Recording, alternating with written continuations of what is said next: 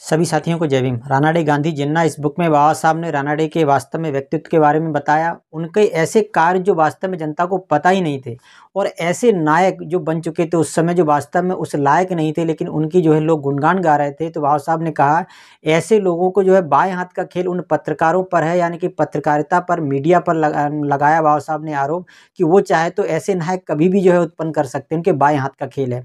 Just आपने पिछली कड़ी में जाना कि यहाँ पर जो है नायक पूजा नहीं हो रही। बाबा साहब कहते हैं जो उनका जन्म जयंती जो समारोह हम मना रहे हैं ये उनकी नायक पूजा नहीं। लोग आरोप लगा सकते हैं, लेकिन हम वास्तव में उनके सिद्धांतों को, उनके जो है आदर्शों को, उनके जो बताए गए रास्तों पर जो है हम उनका आभार व्यक्त कर सकते हैं, उनके कार्य जो है उनका आभार व्यक्त कर सकते हैं और हमें हर वर्ष करना भी चाहिए।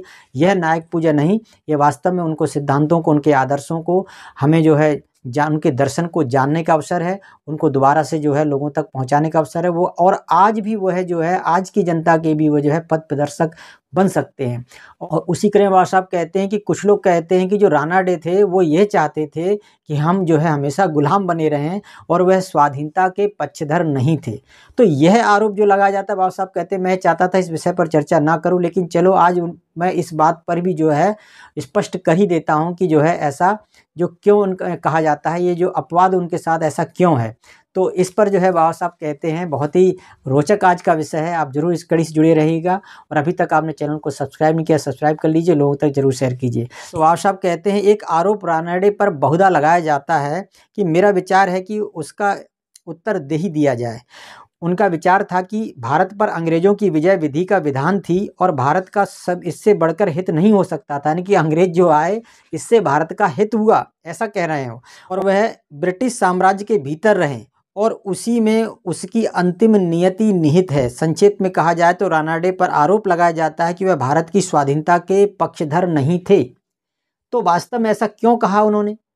क्योंकि जो हिंदू व्यवस्था थी, हिंदू में जो वर्ण व्यवस्था थी, वर्ण में जाति व्यवस्थाएं थी, जिस तरह से लोगों को गुलाम बना कर रखा गया था, मानसिक दास बना के रखा गया था, उनको हक अधिकार नहीं दिए गए थे, मतलब जो अधिकार विहीन लोग, मतलब गुलाम, इतना गुलाम बना के रखा गया था। तो जो अंग्रेज आए थे तो उन्होंने जो है बहुत सी उसमें जो है हस्तक्षेप भी किया और कई जो है ऐसे जो अमानवीय जो मतलब जो प्रथाएं थीं उनको जो है दूर भी किया, उसमें जो है सहयोग भी किया। जैसे सती प्रथा हो सकती है या बाल विवाह की प्रथा हो सकती है। इस तरह से बहुत सी चीज़ों में जो है उन्होंने सुधार भी किया। लोगों को शिक्षा का अधिकार नहीं था तो लोग उन्होंने जो है अधिकार भी दिया कि शिक्षा जो है हर व्यक्ति को मिलने लगी।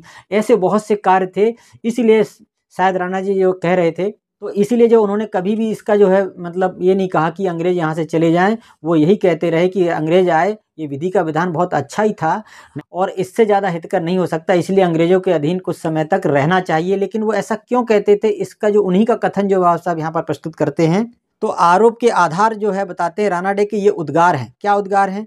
इसे सहज ही स्वीकार नहीं किया जा सकता कि यह विधि का विधान ही है।